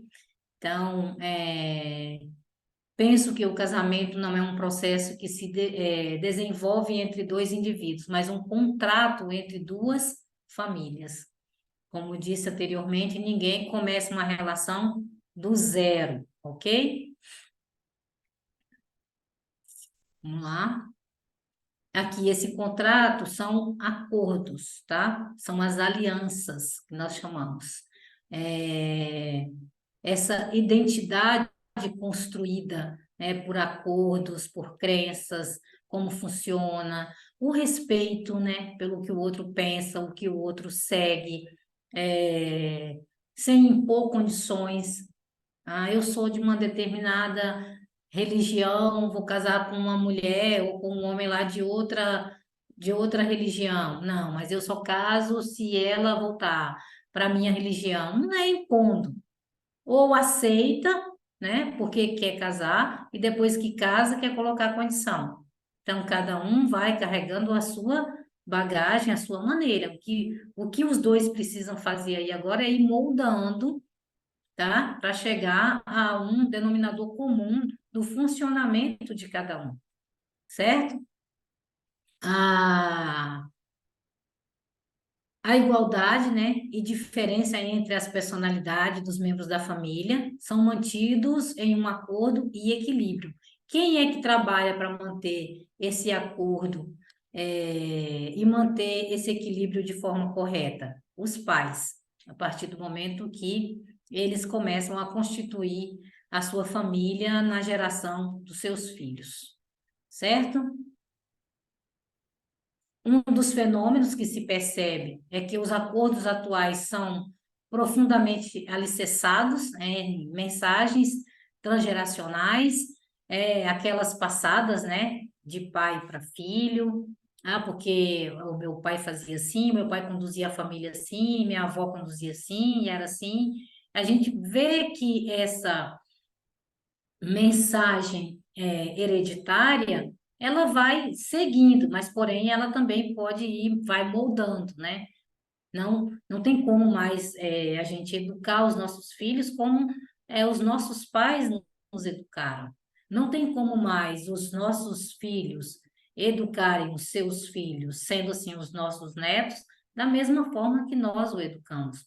Porque nós estamos passando diariamente por processos de evolução, de melhoria, tá? Então, as influências, como eu falei mais cedo, né, a gente vai sofrendo essas influências e essas influências vai fazendo essas mudanças, essas transformações em nós, e nós vamos passando isso para nossas famílias, tá?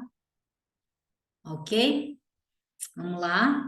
Então, a participação das pessoas em qualquer sistema pressupõe a adesão a um conjunto de regras, em grande parte, né, secretas, não verbais. Isso aqui é muito ligado à questão de família, tá? Cada família tem seus segredos. Então, cada família tem suas regras, cada família tem sua maneira de conduzir os seus membros. Não é que a família de fulano é melhor ou pior do que a minha.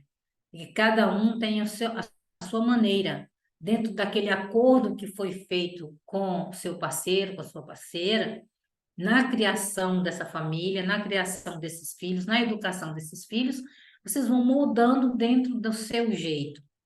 Tem, por incrível que pareça, tem família disfuncional que do jeito deles funciona. Então não tem porquê, né? A gente querer desconstruir para reconstruir uma família disfuncional. Se ela é disfuncional, mas do jeito dela tá dando certo, então deixa eles do jeito deles, tá? Não estão procurando ajuda, não querem interferência, não querem nada, então deixa eles lá. Procurou ajuda, aí sim, a gente vai identificar aonde está essa disfunção familiar, onde está essa disfunção dos membros pertencentes a essa família. Certo, gente? Estamos chegando aqui ao finalzinho. Aqui eu já falei para vocês. Crises e perigo e oportunidade, né? Viver é perigoso, sempre, né? E carece de coragem. Então, a gente precisa coragem para viver, segundo Guimarães Rosa. Homens e mulheres são educados de maneira diferente, introjetam comportamentos e valores da família de origem, como duas pessoas juntas podem conviver sem atrito, né? Uma pergunta. O que vocês acham aí? Vou deixar com vocês aí para vocês avaliarem. E até que a morte as separe. Será, hein? Se são pessoas tão diferentes, é fácil conviver sem problema? É possível conviver sem problema? É possível conviver até que a morte nos separe, mediante a tantas dificuldades que a gente está passando?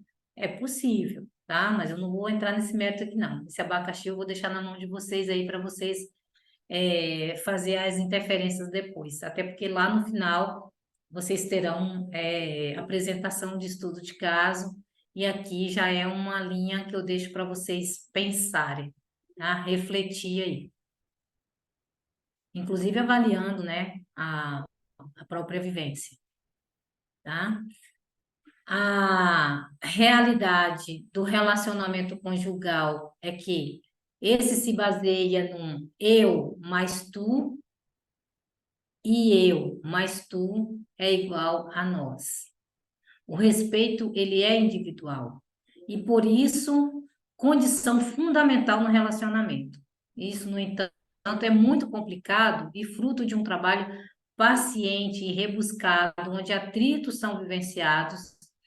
E se existe respeito ao outro, aprende-se a reconhecê-lo como diferente de si, e todo esse processo pode tornar-se extremamente gostoso e enriquecedor para homens e mulheres, tá?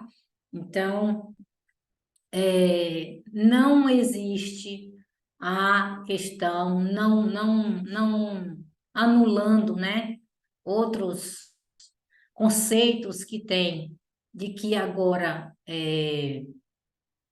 eu casei, então eu sou o meu marido e o meu marido sou eu. Não, eu casei, ele é ele e eu continuo sendo eu. O que acontece é que a gente tem um compromisso, né, no sentido de trabalhar em prol um do outro, se tornando nós.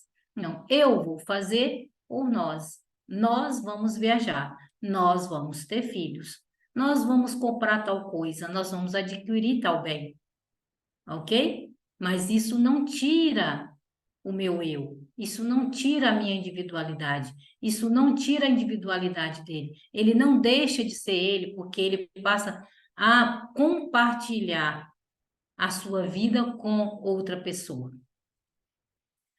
Ok? Entenderam, gente?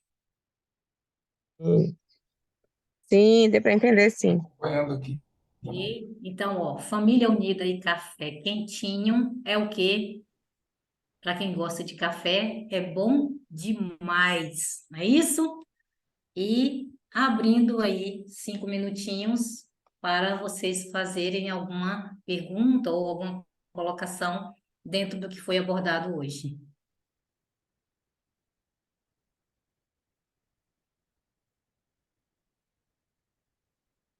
Ok, gente? Ok, por mim tudo tranquilo por mim. Oi, eu não vou Vânia, Genilson, eu não vou fazer uma colocação não, mas vou falar aqui. No Rio de Janeiro, hoje, no nosso intervalo, eu vi no jornal que está em cartaz aqui no Rio uma peça chamada Senhora Klein, Hum.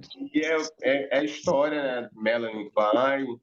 Olha, Acho que é super interessante. Deixa eu ver se eu consigo passar aqui para vocês verem aqui na tela. Não vou conseguir, mas eu vou virar aqui. Vejam se vocês estão vendo. sim, sim. Bacana, bacana, bacana. Ok, obrigada, Genilson. É uma pena. É uma pena não dar tempo de chegar no Rio de Janeiro hoje. Sim, mas eu acredito que ela vai circular pelo Brasil. E a minha sugestão seria que o pessoal aqui do Rio de Janeiro, quem tiver, que a gente pudesse marcar uma programaçãozinha dessas. Isso, maravilhoso. Tomara que chegue a Vitória, Espírito Santo, e seja oportuno para que eu possa ir lá assistir. Obrigada pela contribuição aí. É, eu vou deixar com vocês, eu já passei o nome do filme, eu vou deixar com vocês uma música, né, para vocês fazerem a interpretação de família. Kel Smith, Era Uma Vez, vocês podem levar em consideração, não o cantor em si, mas eu quero que vocês façam uma observação na letra, tá? Kel Smith, Era Uma Vez. E para fazer a interpretação de casal, vocês podem assistir, de preferência, um vídeo, Skank. O nome da música é Dois Rios, ok? Então, a primeira vai relatar a família, desenvolvimento, fases da infância até a vida adulta, e a segunda vai relatar sentimento de afetividade a dois. Então, Kel Smith, Era Uma Vez, e Skank, Dois Rios. E o filme, Vânia, seria possível passar para a gente lá no sim, grupo? eu mando o link, vocês assistem no celular, no E o computador, de Lulu, Sara? tá Ah, bom? tá joia, obrigada. Eu já mando para vocês abrirem direto no telefone. Eu vou pedir também um pedido, é que meu telefone eu resetei o WhatsApp dele. Se tiver como mandar esse material da palestra, eu vou agradecer muito. Eu já enviei Me esse salvar lá. material no grupo. Porque eu perdi aqui, se alguém puder me Ok. enviar, eu agradeço. Tá, só me dá um oi lá no WhatsApp que eu reenvio para você, tá bom? Ok. Gente, obrigada. Bom final de semana para vocês. Um prazer enorme estar aqui do outro lado, participando com vocês, interagindo, trazendo algo positivo para agregar os nossos conhecimentos. Nada que vocês já não sabem,